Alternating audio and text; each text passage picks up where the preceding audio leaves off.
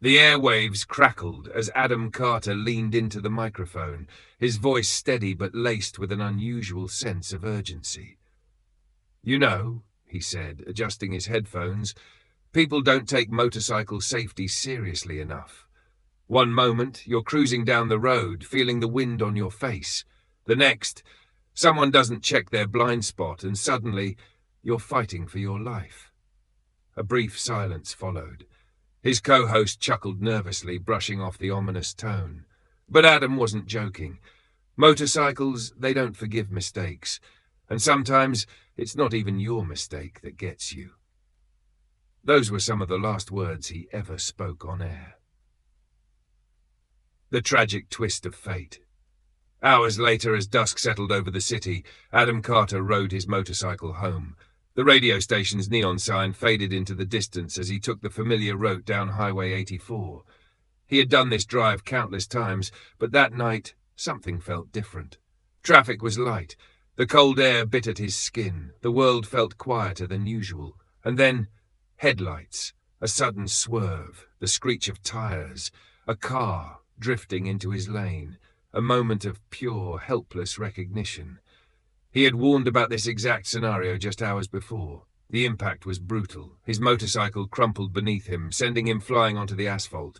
The world spun, then faded to black. Adam Carter wasn't just any man.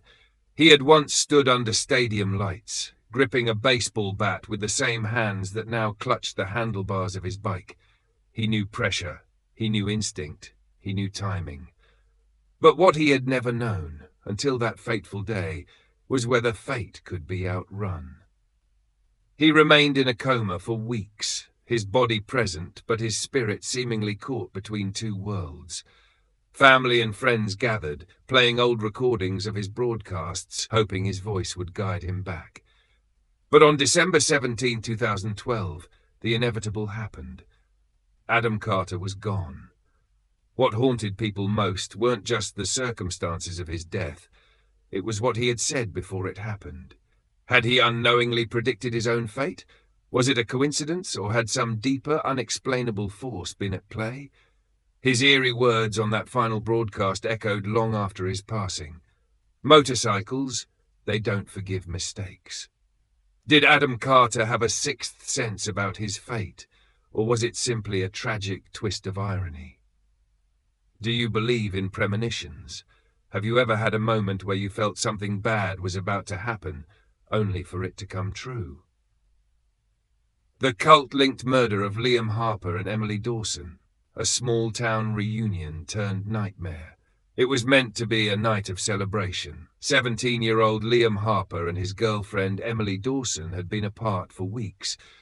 But on July 4th, 1988, they reunited in their Texas hometown just in time for the fireworks. They were young, in love, and looking forward to spending the summer together. But by the next morning, they were gone. Their car was discovered abandoned near a lake, doors locked, keys inside, no signs of a struggle. It was as if they had vanished into thin air. For months, their families held on to hope, believing they would return. But in December 1988, that hope was shattered. 17 miles from where their car had been found, their skeletal remains were discovered, both killed by gunshot wounds. And that was just the beginning of the mystery.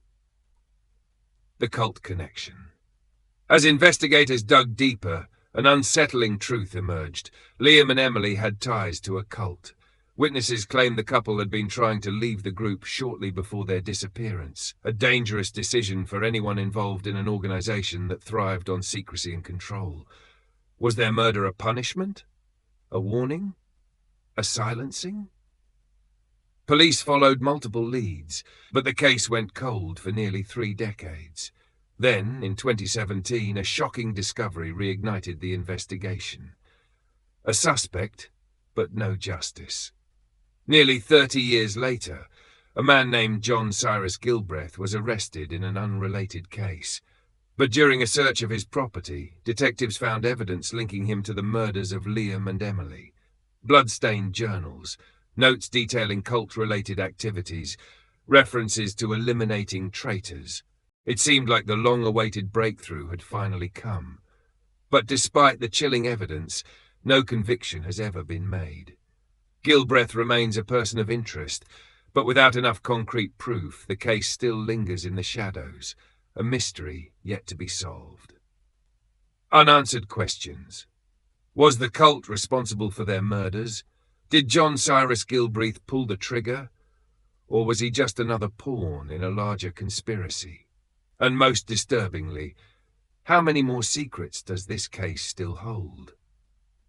Do you believe this was a case of cold-blooded murder by a cult, or was it the work of an individual with a sinister agenda? The abduction and murder of Charlotte Reed, a child stolen in the night.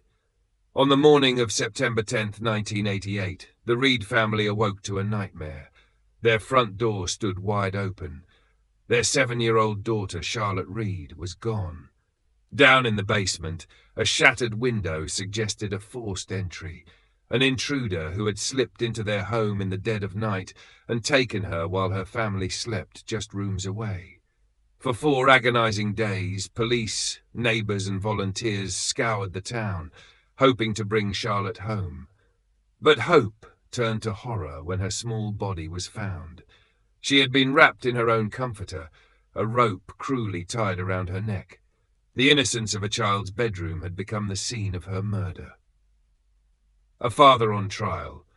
Suspicion quickly fell on Michael Reed, Charlotte's adoptive father. He was arrested. He was put on trial. He was convicted. But the case against him was built entirely on circumstantial evidence. There was no physical proof tying him to the crime, just speculation, inconsistencies, and the weight of public opinion. Then, in a stunning turn, his conviction was overturned. The courts ruled that there simply wasn't enough evidence to prove he had killed his daughter. Was he an innocent man wrongfully accused, or had a guilty man slipped through the cracks of the justice system?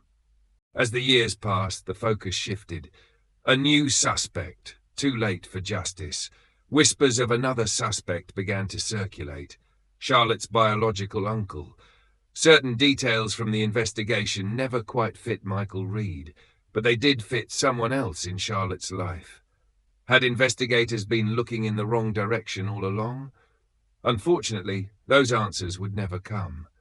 The uncle died in 2002, taking any secrets he might have had with him. And just like that, the case was left in a chilling state of limbo. A mystery that still haunts Illinois. More than 3 decades have passed. Charlotte Reed's case remains unsolved, her killer never held accountable. Did the justice system fail an innocent man, or allow a murderer to walk free? Was Charlotte's true killer hiding in plain sight all along? Will the truth ever come to light, or has time buried it forever? Do you think Michael Reed was wrongfully accused, or was he a guilty man who got away with murder? The legend of the Pigman of Northfield, a night of terror in Vermont. It started with a single sighting. In 1971, a farmer in Northfield, Vermont, reported seeing something unnatural lurking near his property. He described it as a humanoid figure covered in white fur, with the face of a pig. His story might have been dismissed as a trick of the moonlight, a mind playing tricks in the dark. But then the students saw it too. One night, at a local high school dance, a group of teenagers ventured outside for some fresh air. That's when they saw it, a hulking figure just beyond the tree line, watching, staring, and as soon as they realized it wasn't human, it disappeared into the forest. From that moment, the legend of the Pigman was born. What is the Pigman? Over the years, more and more people claimed to see the creature. Some swore they heard strange grunting noises coming from the woods. Others claimed they saw footprints, too large for a pig but too deformed for a man. But what was it? A cryptid? Some kind of creature like Bigfoot lurking in the Vermont wilderness? A supernatural entity, something from beyond our understanding? Or just a man, some forgotten soul, a recluse who abandoned civilization? No one could say for sure, and despite decades of stories, no concrete proof, no photos, no physical evidence. has ever surfaced. Theories and the chilling possibility of truth. Some believe the Pigman is nothing more than an urban legend, a tale passed down by generations to scare teenagers from venturing too far into the woods at night. But others, they aren't so sure. One unsettling theory suggests that a deranged man, possibly an escaped patient or a hermit, once lived in the forest. Over time, he may have taken on an almost inhuman appearance, covered in dirt, animal skins, or even something far worse. And if that's true, the Pigman isn't just a legend. He was real, and maybe he still is. Do you believe the Pigman is just a local myth, or is there something hiding in the Vermont woods, waiting to be discovered? The strange fate of James Connolly's heart, a heart that refused to let go. In 1989, James Connolly, a 35-year-old man, took his own life. His death was a tragedy, but his heart lived on. Doctors preserved the organ, and soon it was transplanted into Samuel Grant, a 57-year-old veteran in desperate need of a new heart. At first, the transplant was seen as nothing more than a medical success. Grant's body accepted the heart and he regained his strength. But then, something strange began to happen. He started to change, and soon his life would take an eerily familiar path.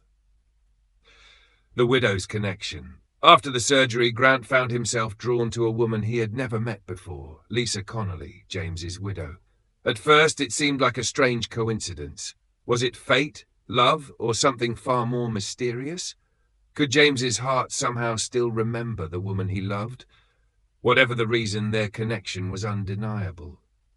Samuel and Lisa began dating and eventually got married.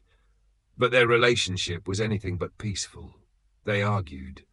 Their marriage became turbulent. It started to resemble the exact struggles Lisa had faced with James before his death. It was as if history was repeating itself, as if the heart, now beating in another man's chest, carried more than just blood. A chilling end. In 2008, nearly 20 years after receiving James's heart, Samuel Grant made a devastating decision. He died by suicide. In the exact same manner as James Connolly. For those who knew the story, the implications were disturbing. Was it coincidence, or was there something deeper at play?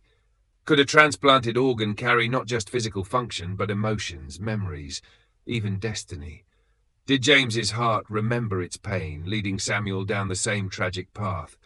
Science dismisses the idea as impossible, but human experience tells a different story. Do you believe that memories and emotions can be carried through organ transplants? Or was this all just a chilling coincidence? The mysterious disappearance of Ethan Collins. A boy, his dogs, and a vanishing without a trace. It was a cold winter evening on February 15, 2001 in Benton Heights, Michigan, the kind of night where families huddled inside, escaping the chill. But 12-year-old Ethan Collins had other plans.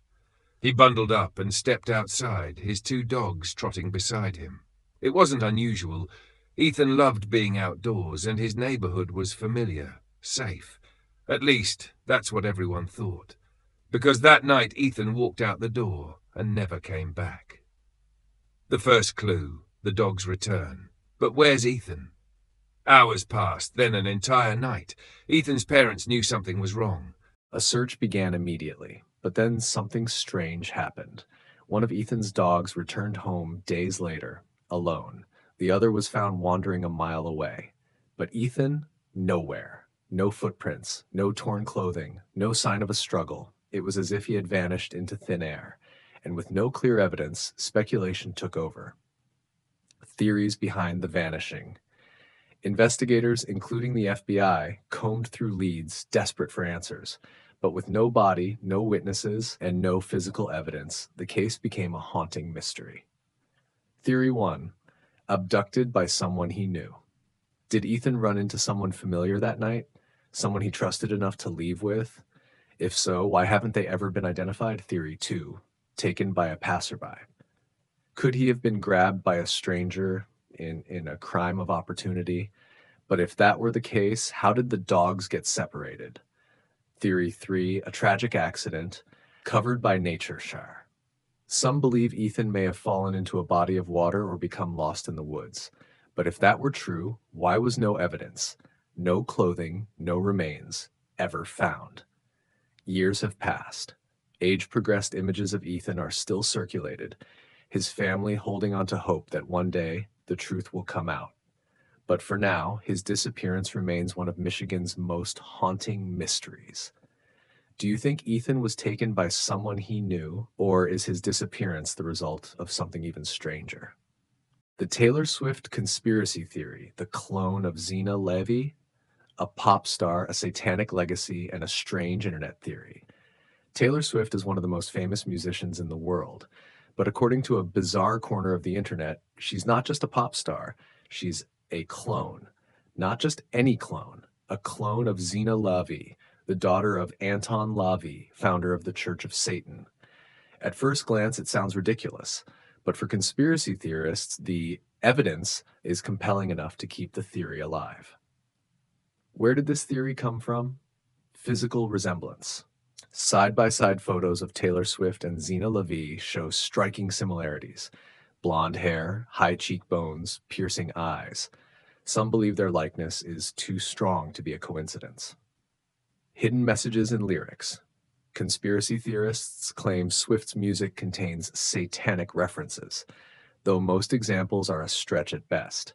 They point to her use of snake imagery, cryptic music videos, and themes of rebirth and transformation. The elite, cloning, and occult symbolism. Some theories expand beyond cloning, suggesting Swift is part of a secret elite society, using her fame to subtly influence the masses. Others believe her career is a carefully orchestrated ritualistic performance, tying back to Anton LaVey's teachings. Of course, there is no real evidence supporting any of this, but that hasn't stopped the speculation. The reality behind the rumors. Despite the wild claims, Taylor Swift and Zena Levy are two completely different people.